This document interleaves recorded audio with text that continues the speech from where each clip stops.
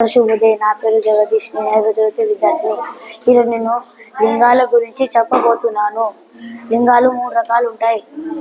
పుల్లింగం, స్త్రీలింగం, నపుంసకలింగం. పుల్లింగం పురుషులను వారి తెలిపేదాన్ని పుల్లింగం అంటారు. ఉదాహరణ: బాలుడు,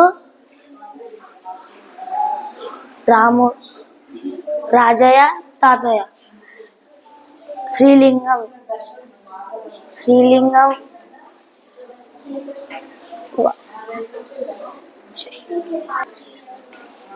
స్త్రీలను వారి విశేషాన్ని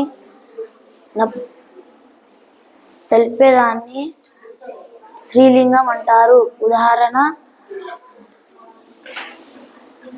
కమల,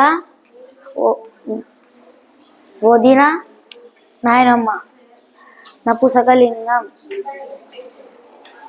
చెట్టు, జంతువు వారి విశేషణం వారి తెలిపేదాన్ని